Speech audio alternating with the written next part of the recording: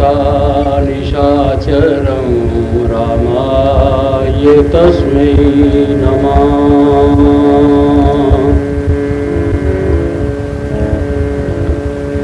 रामानास्ति परायणं परतरं रामस्य दासोऽस्म्यहम्।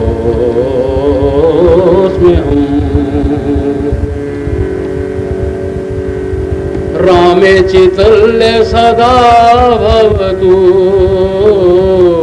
मे भो राम मधुरम्।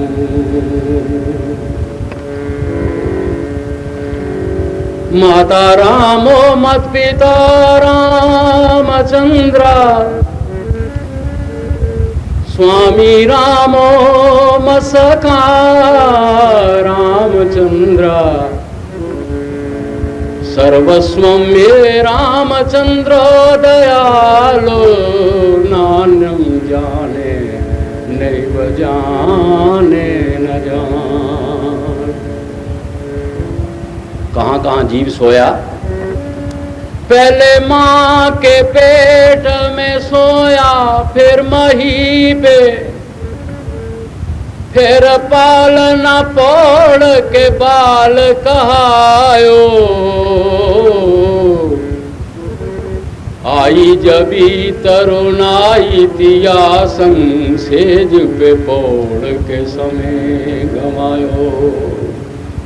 भूल ये हो गई उस क्षीर समुद्र के पौड़नहारी को, नारायण को। अरे ब्रह्म का बहु चित ते नहीं ध्यायो। पौड़त पौड़त पौड़त एक दिन चिता पे पौड़न के दिन आयो। पौड़त पौड़त पौड़त एक दिन चिता पे पौड़त के दिन। परम सम्माननीय सभ्य महानुभाव, आदरणीय पूज्य माता देवी, मेरी इच्छा ना होने पर भी बाहर से बुलाए हुए हैं, इनको सुने। गोयल साहब की, राधेश्याम जी की, सब लोगों की इच्छा थी। आज उन्होंने मुझे हुक्म ही दे दिया कि बोलना है जरूरी। ठीक है। विचार मेरे दो हैं। एक तो मैंने एक रामायण लिखी है जिसका हरियाणा स्टेट गवर्नमेंट ने मुझे पुरस्कार दिया हुआ है शब्दालंकार में, वो सुनाने का भी विचार था। पर आज शिव मंदिर है, आज शिव मंदिर के उत्सव में पहले दिन मैं आपको शंकर जी का प्रसंग सुनाने का विचार रखता हूँ, एक पौराण की कथा। इसके बाद समय मिलेगा तो रामायण का नमूना कहेंगे। दो एक बार आप बड़े प्यार से मिल करके सब कहेंगे, श्री राम जय जय राम, श्री राम श्री राम जय राम, जय जय राम, श्री राम जय श्री राम जय राम, जय जय राम, श्री राम जय राम, श्री राम जय राम, जय जय राम, श्री राम जय राम, श्री राम जय राम, जय जय राम, श्री राम जय राम, श्री राम जय राम, जय जय राम, श्री राम जय। एक क्षण भंगुर जीवन की कलिकार, काल प्राति को जान खिली न खिली। मलयाचल की शुचि शीतल मंद सुगंध समीर मिली न मिली। कलिकाल कुठार लिए फिरता, तन नम्र से चोट झिली न झिली। इसलिए जप ले श्री राम हरि रसना, फिर अंत समय ये हिली न मिली। श्री राम जय राम, जय जय राम, श्री राम राम जय जय राम, श्री राम जय राम जय जय राम, श्री राम जय राम जय जय। एक वंदना है 2 मिनट की, मेरी अपनी धुन है और अपने शब्द हैं। करूं वंदना मैं श्री राम तेरी, करूं वंदना मैं श्री राम तेरी, मुझे अपने चरणों का दे दो सहारा, मुझे अपने चरणों का दे दो सहारा। है कश्ती भंवर में मेरी बड़ी डगमगाती, है कश्ती भंवर में मेरी बड़ी डगमगाती, कृपा दृष्टि का मुझको दे दो इशारा, कृपा दृष्टि का मुझको दे दो इशारा। करूं वंदना राम, करूं वंदना राम। मिले आज तक साथी मतलब के सारे, तेरी मेरी के मैंने देखे नजारे, भंवर भी देखे और देखे किनारे, देखे किनारे। बस अब जन्म आगे होना दोबारा, बस अब जन्म आगे होना दोबारा, मुझे अपने चरणों का दे दो सहारा, मुझे अपने चरणों का दे दो सहारा। करूं वंदना राम।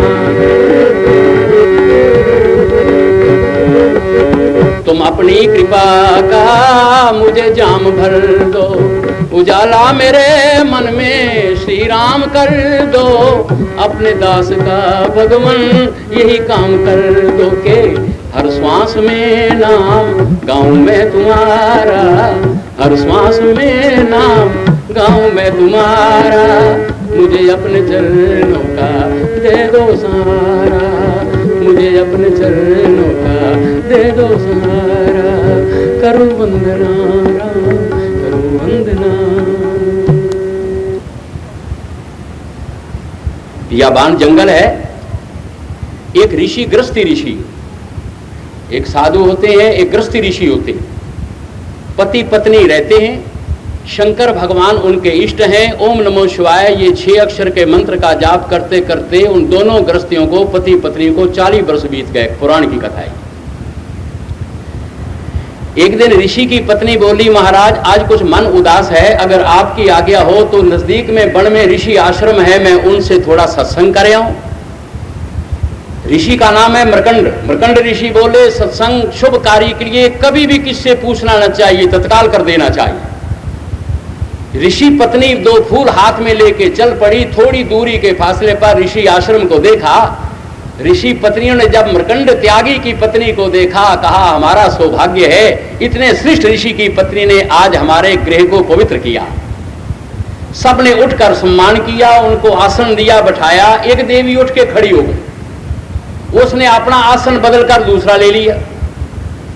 ऋषि पत्नी बोली, क्यों बहन जी, जब मैं आई तो आप सामने बैठी थी, मुझे देखकर अपना आसन बदल लिया है, क्या बात है? कहने की बताने वाली बात नहीं। कहने की नहीं, बताओ क्या बात है? कहने की पीछे सूर्य की छाया तुम्हारे पर पड़ रही, तुम्हारी छाया मेरे पे पड़ी, इसलिए मैंने अपना आसन बदल लिया।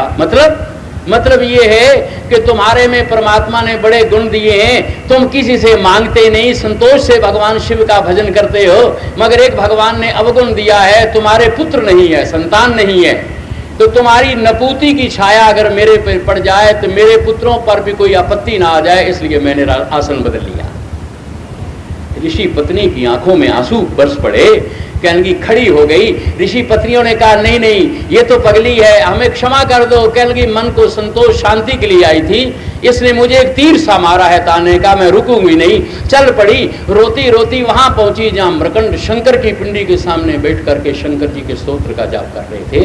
रोने की आवाज शिव के कानों में, मृकंड के कानों में आई। पीछे घूम कर देखा, पत्नी की आंखों में आंसू बरस रहे हैं। कहने की प्रियतमे, 40 साल तेरा मेरा विवाह हो गया, कई के दिन तू भूखी भी रहकर तूने मेरे से आज तक कोई मांग नहीं की, साक्षात संतोष की मूर्ति, तुम तो तरण तारणी भागीरथी गंगा हो, बताओ आज गंगा में ये दीपक जलने कैसे आरंभ हो गए, मुझे बताइए तुम्हें क्या कष्ट है। मकरंद की पत्नी बोली, भगवान मेरा कष्ट अगर सुनना है तो माला को जमीन पर रख दो, फिर मेरे कष्ट को सुनो। कहने लगी माला तो मेरा नियम है, जब मेरा प्राण चला जाएगा तभी मेरे हाथ से माला छूटेगी। कहने लगी फिर आप मेरा संकट सुनने के काबिल नहीं हो। नहीं नहीं, बोलो क्या बात है। कहने लगी ऋषि पत्नियों के पास गई, उन्होंने मुझे ताना मारा है, तुम तो मर के नरक में भी नहीं जाओगी क्योंकि तुम्हारा पुत्र नहीं है। कहने लगी ये बहुत मामूली बात है, तुमने क्या कहा।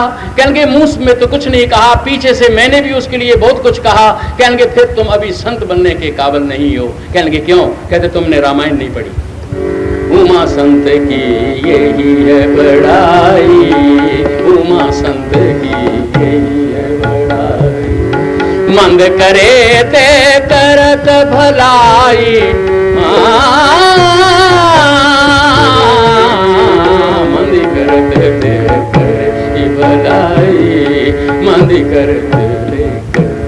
संत का ये लक्षण है बुरा करने वाले का भी भला करे।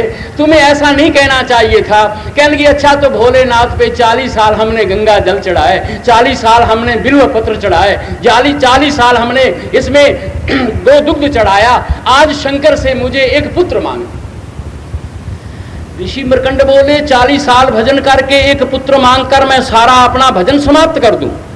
अगर शंकर मेरे सामने हो जाए तो कहे तू मांग ले, तो मैं ये मांगूंगा शंकर मैं तेरे से तुझे मांगता हूं, मैं दुनिया की चीज नहीं मांगूंगा प्रियतम में, नहीं तो फिर मेरा संकट भी आप नहीं सुन सकते। मरकंड पीछे हट गए। मरकंड की पत्नी शंकर की पिंडी के सामने नेत्र हाथ जोड़ करके नेत्र बंद करके आंखों से आंसू बहा के कहा भोलेनाथ 40 साल तेरे पे गंगा जल चढ़ाया है, आज गरम गरम दुख का आंसू चढ़ा रही हूं, तू मेरी बात ध्यान से सुन ले। मरकंड की पत्नी बोली तेरा खाता अनोखा है मैंने सुना, फूल के बदल दे तेओ फल 100 गुना, शिव जी फल 100 गुना, शरण में दीन है हर तरह से हीन है, दुखियों की ये सदा मेरी झोली भरो, भोले शंभु तुम कृपा सिंधु तुम, मेरी है ये प्रार्थना इच्छा पूरी करो, भोले शंभु, भोले शंभु। 1 घंटा चिल्लाती रही शंकर की पिंडी से जब आवाज नहीं आई तो मरकंड ने क्रोध में आकर माला हाथ में लेके पिंडी पे चढ़ा के बोला वारे भोलेनाथ 40 साल तेरा भजन करते हो गए, मेरी पत्नी रो रही है, तू ना ही कर दे। अगर तेरे पल्ले कुछ नहीं है तो कुछ बोल तो सही। इसका मतलब है कि फिर ना तू हमारा शंकर ना हम तेरे कंकर, ले फिर तेरा हमारा आज संबंध समाप्त हो गया। तेरे 2 बेटे हैं कार्तिकी गणेश, दोनों गुम हो जाए, तेरी पार्वती रोती रोती आए, तब तुझे पता लगे जिनके पुत्र नहीं होता उनके दिल पे क्या बीती है। दोनों पति पत्नी ने ताना दिया और ये कहा भोलेनाथ गणपति कार्तिकी दोनों का वास्ता, उमा की हो कसम अपने सुन लो सदा, शिव जी सुन लो सदा, शरण में दीन है हर तरह से हीन है, दुखियों की ये सदा खाली गोदी भरो, भोले शंभु तुम कृपा सिंधु तुम, मेरी है ये प्रार्थना इच्छा पूरी करो, इच्छा पूरी करो।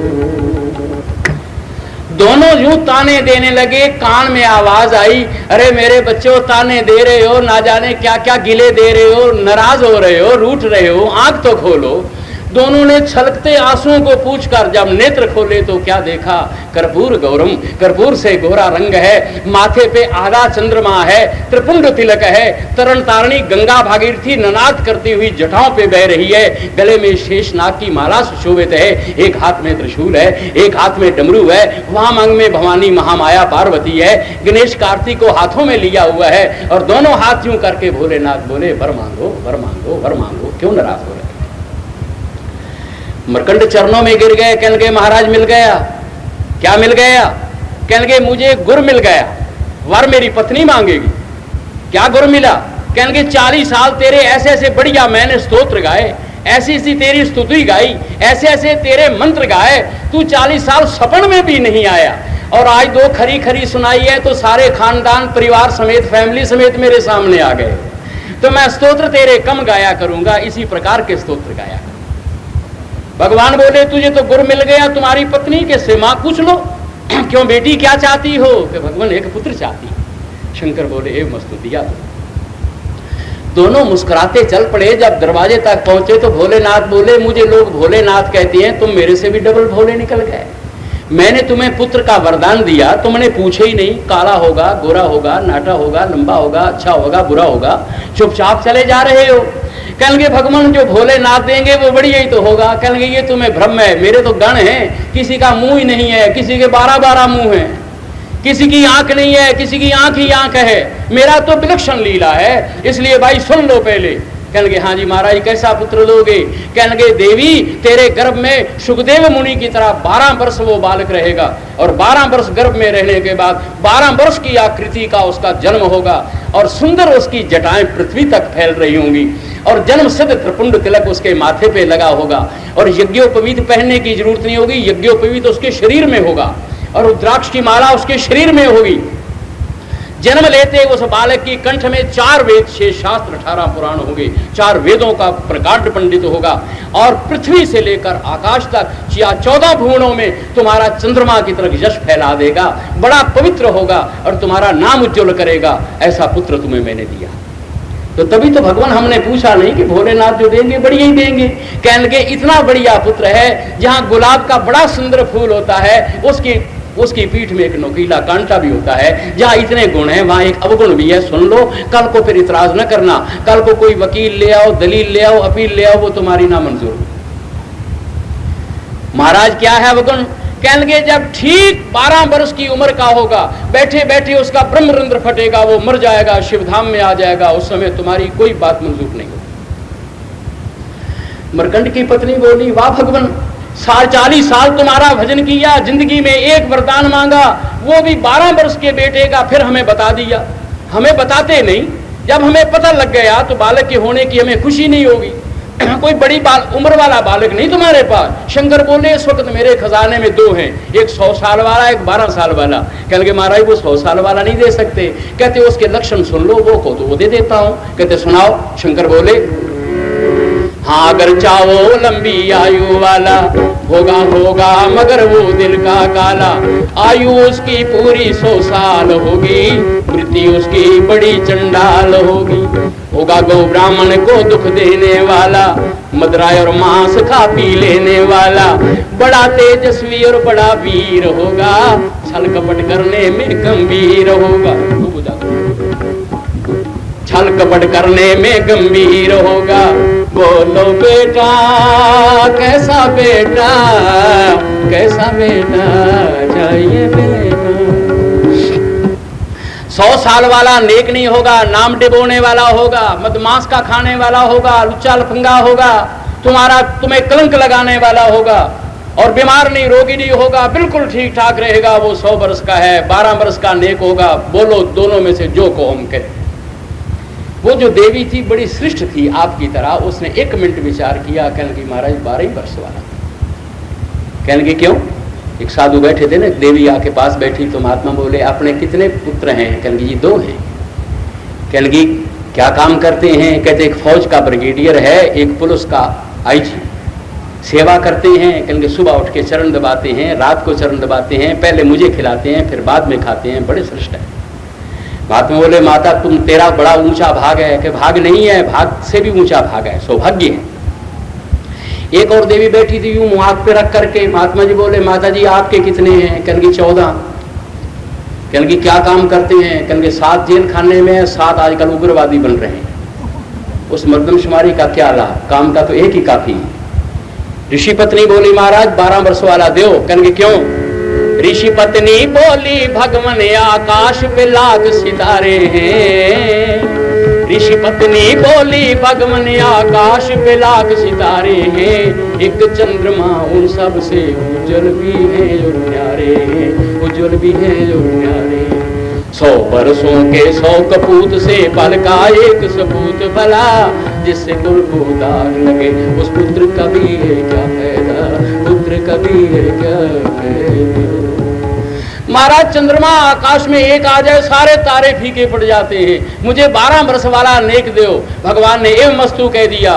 12 वर्ष के बाद माँ के गर्भ में रहकर उस पुत्र ने जन्म लिया। उस पुत्र को जब जन्म देखा तो गौर उसका गौर वर्ण है और त्रिपुंड तिलक लगा हुआ है और सुंदर जटाएं घुंघराली पृथ्वी तक बिखर रही हैं। गले में यज्ञोपवीत रुद्राक्ष की माला पहनी हुई है और वेदों के मंत्र उच्चारण करता हुआ वो बालक जब जन्म लिया तो मृकंड कह लगे धन्य हूँ, धन्य मैं हूँ, ऐसा विद्वान मेरा पुत्र हुआ, मेरा नाम चमका देगा। पत्नी हिचकियां भर के रो रही है, क्यों प्रियतमे क्यों रो रही है? कहेंगे महाराज ये 12 वर्ष के बाद मर जाएगा। किसने कहा? कहेंगे शंकर जी ने। कहेंगे वाह हम ब्राह्मण हैं, ऋषि हैं, अरे मैं ऐसा इसको मंत्र बता दूंगा। कब? कहते जब 5 वर्ष का होगा।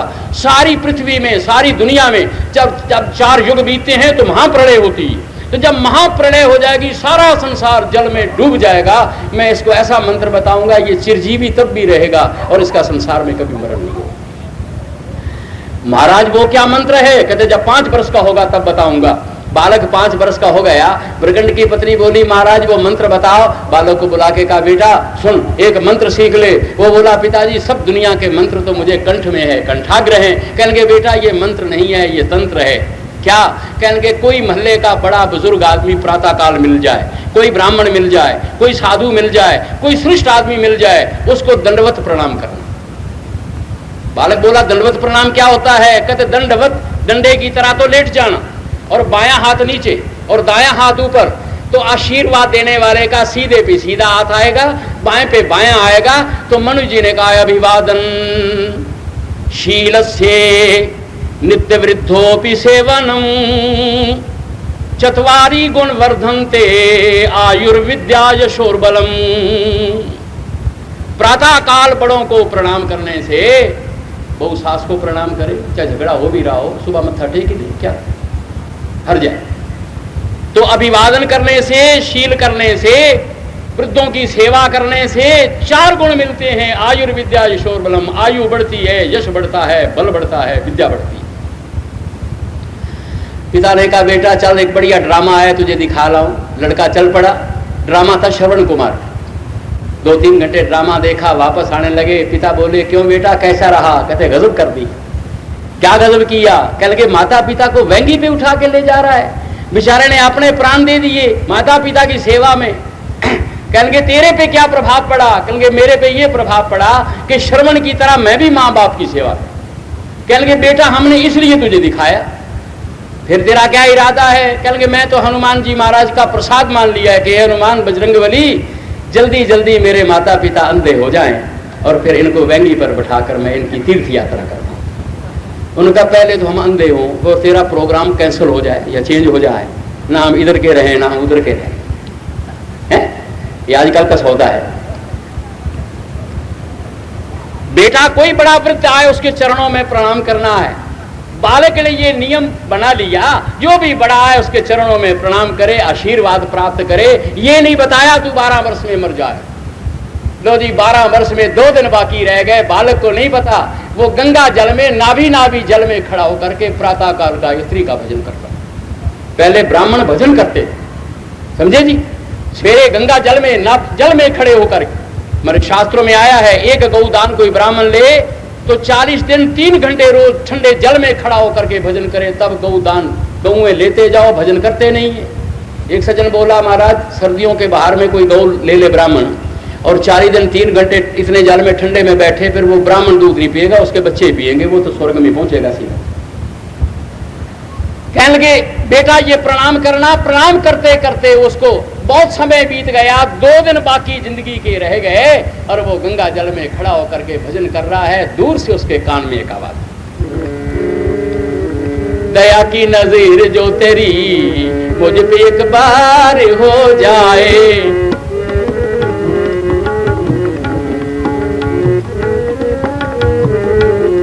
तो क्यों ना जिंदगी की नाव पर ले पार हो जाए, क्यों ना जिंदगी की नाव पर ले पार हो जाए। दया की नजर जो तेरी मुझ पे पर हो जाए। तमन्ना है नहीं धन माल इज्जती और शोहरत की, फकत इतनी तमन्ना है तेरा दीदार हो जाए। फकत इतनी तमन्ना है तेरा दीदार हो जाए। दया की नज़ीर जो तेरी मुझ पे गुबार हो जाए, मुझ पे गुबार हो जाए। और अगर शबरी अहिल्या गीत गणिका तार सकते हो तो इधर भी ध्यान थोड़ा सा मेरी सरकार हो जाए। इधर भी ध्यान थोड़ा सा मेरी सरकार हो जाए। दया की नज़ीर जो तेरी मुझ पे गुबार हो। यूं गाते गाते ब्रह्मा के 4 बेटे गंगा किनारे पे जा रहे थे।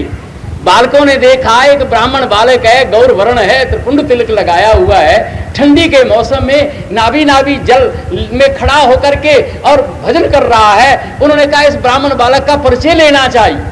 खड़े हो गए अपनी वीणा वादन बंद करके। ब्राह्मण बालक ने देखा 4 एक आयु के बालक खड़े हुए हैं, कितने गौर वर्ण सुंदर हैं और कीर्तन कर रहे हैं। दौड़ा आया वो मृगंड का बालक और चारों के चरणों में अपने आदत के अनुसार लेट गया और दंडवत प्रणाम किया। तो ब्रह्मा का एक पुत्र बोल, तू बड़ा विद्वान होगा बेटे। दूसरा बोला, तू बड़ा धनवान होगा पुत्र। तीसरे बोले, बड़ी विद्या तेरे में आएगी।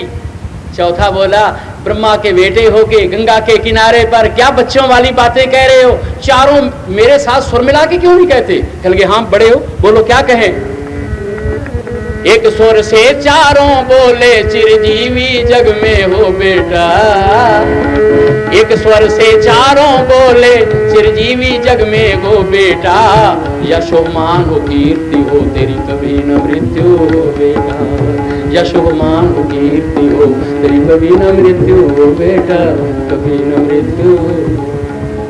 बेटा तेरा यशमान हो, तेरी कीर्ति हो। बेटा तू चिरजीवी भव, तेरी कभी मृत्यु न हो। महाप्रलय भी हो जाए तू बेटा चिरजीवी भव। ऐसा चारों ब्रह्मा के पुत्रों ने जब उसको आशीर्वाद दिया तो वो लेटा हुआ उठा और सामने मस्तक करके हाथ जोड़ के मुस्कुरा के बोला, आपने इतनी मेरे पर महान अनुकंपा की, इतनी बड़ी कृपा की। पर उसके माथे की लकीर देखकर ब्रह्मा के चारों बेटे कांपने लगे। मृकंड का पुत्र बोला, क्यों महाराज, अभी तो आशीर्वाद दे रहे थे, आप में कपकपी क्यों शुरू हो गई? क्या हो गया? कहने लगे, बेटे हम लुट गए महाराज। तुम्हारे पास 1.5 आने की चिप्पी है, 2 आने की लंगोटी है, क्या लुट गया? कहने लगे, हम लुट गए, हमारे मुख से निकल गया तू कभी मरे नहीं। हमारे पिता ब्रह्मा ने तेरे माथे पे लकीर लगाई है, उसके हिसाब से तूने 2 घंटे में मर जाना है। और हम कह गए तू कभी मरे नहीं। अगर तू मरे तो भी हमारा घर बिगड़ा, अगर ना मरे तो भी हमारा घर उजड़ा। हम तो गए, क्या करोगे? कहेंगे आत्महत्या करेंगे। छलांग लगाने लगे। दूर से आवाज देव ऋषि नारद की आई, बच्चों मत डूबो, सुनो मैं तुम्हें तरकीब बतलाता हूँ। हे गिरधरी गोपाल, हे गिरधरी गोपाली सांबरे, हे गिरधरी गोपाली सांबरे, ओ सांबरे सांबरे, गिरते हुए समा, गिरते हुए समा।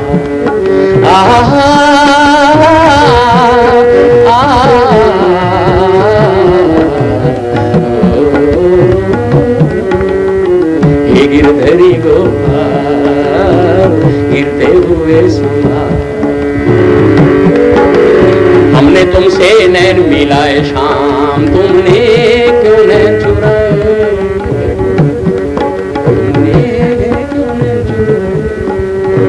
दर्शन पे नहीं बेकारी ग जीवन, आ जाओ नंदलाल सांवरे। हे गिरधरी गोपाल, हे गिरधरी गोपाल, गिरते गिरते हुए समा, गिरते हुए समा, गिरते हुए समा। जब ये कहा, नारद बोले क्यों डूब रहे हो? कहते महाराज ये काम हो गया। नारद बोले घबराओ मत। क्यों बेटे, ये सामने मंदिर किसका है? कहेंगे शिव मंदिर। मेरे पिताजी ने इसकी प्राण प्रतिष्ठा करवाई और 40 साल भजन किया और शंकर से ही मुझे मांगा और शंकर जी ने ही मुझे दिया। नारद बोले बेटा 2 घंटे में तू मर जाएगा, मौत आ रही है, बिल्कुल चैलेंज करती हुई शिव पिंडी पे सिर रख देना, रोना चिल्लाना, कोई बुलाए सुनना नहीं, जब तक शंकर नहीं उठाए तब तक उठना नहीं। बालक ने पिंडी पे सिर रख दिया, रोने लगा, कहेंगे भोलेनाथ मैंने सुना है तुम बाकी देव हैं, तू महादेव है।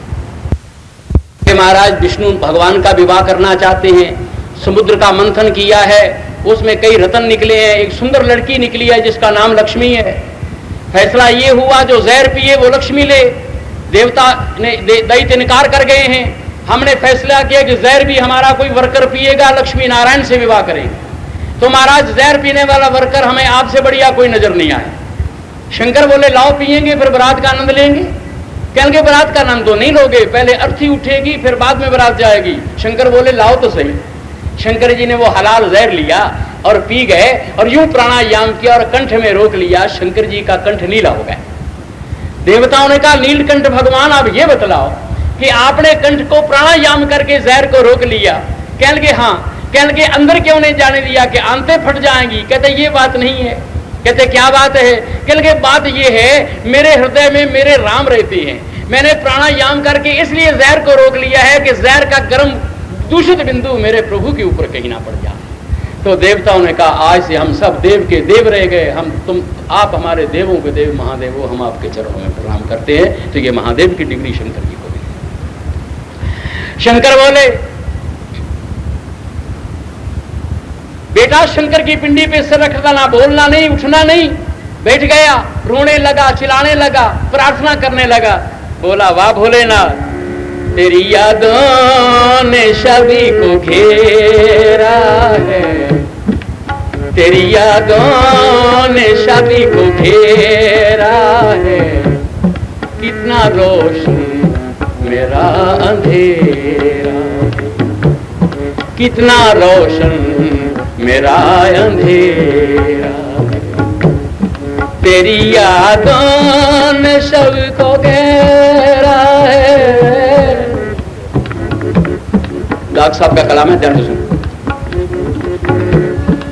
तेरी दुनिया में कुछ नहीं मेरा, तेरी दुनिया में कुछ नहीं मेरा, तो मेरी दुनिया में जो भी तेरा है, मेरी दुनिया में जो भी तेरा है।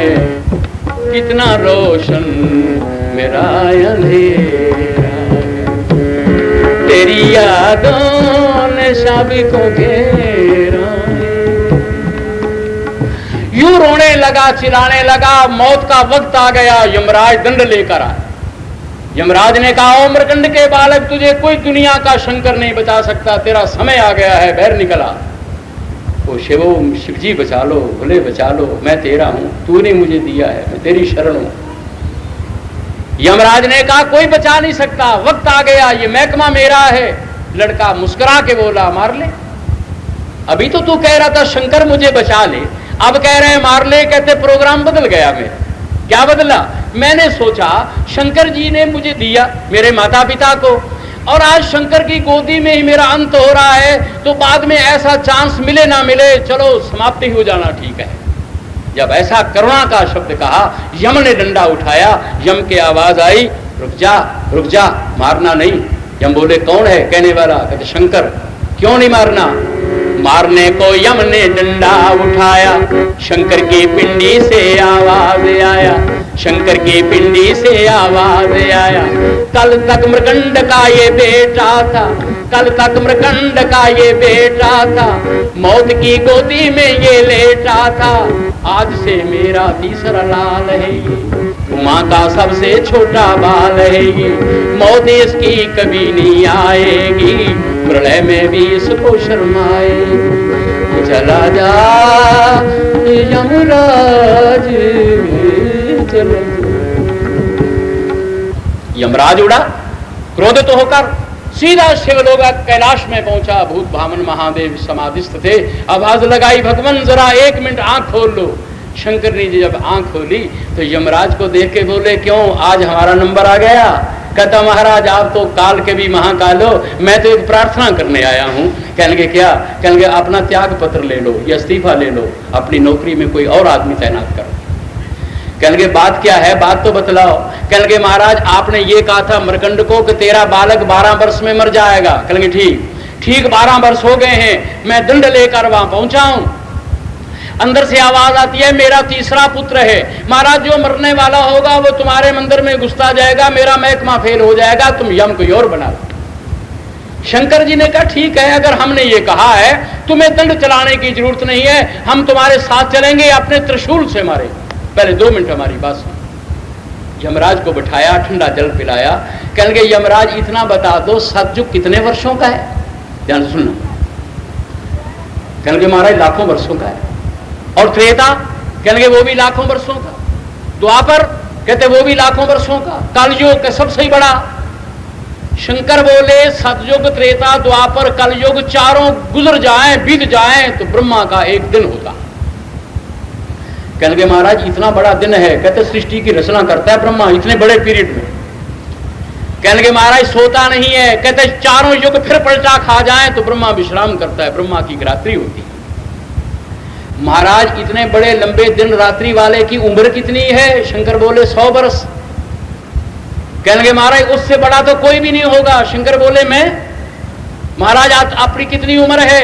कहते ऐसे दिन रात वाले जिसकी 100 साल ब्रह्मा की उम्र है, ऐसे 100 ब्रह्मा मर जाए तब मेरा एक दिन होता है, ऐसे 100 ब्रह्मा मर जाए तब मेरी रात्रि होती है। कहने महाराज ये तो आपने ठीक बता दिया, पर ये जो गणित शास्त्र है मैं तो आपसे सुनने सीखने नहीं आया, मैं तो अपना मसला रोने आया हूँ। उसकी उम्र खत्म हो गई, मैं मारने गया हूँ, आप कहते हैं इसको मत मारो। कहते वही मसला है, तो समझाता हूँ। कहने क्या? कहते जब मैंने 12 वर्ष उसके माता पिता को इस बालक की उम्र दी थी, वो अपने दिन रात के हिसाब से दी थी, वो जो कैलकुलेशन करके तुझे बता रहा हूँ। जब 12 वर्ष पूरे हो जाएं मेरे पास आ जाना, मैं त्रिशूल लेके खुद चलूंगा। यमराज बोला महाराज इस हिसाब से तो मेरे जैसे करोड़ों यम मर जाएंगे, फिर भी वो नहीं मरेगा। कहने जो प्रातःकाल जो श्रद्धा और भावना से बड़े बुजुर्गों को, साधु ब्राह्मणों के चरणों में प्रणाम करके आशीर्वाद प्राप्त करता है बड़ों की, उसकी मृत्यु भी जीवन में बदल जाए।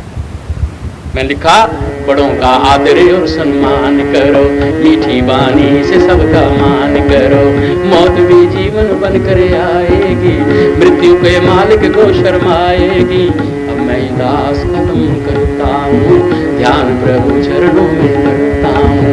मौत को जो जीवन कर देते हैं, अपने भक्तों की पीड़ा जो हर लेते हैं, उन्हीं का सुमरन प्रातः शाम करो, प्रभु की भक्ति ही निष्काम करो, प्रभु की भक्ति ही निष्काम हो।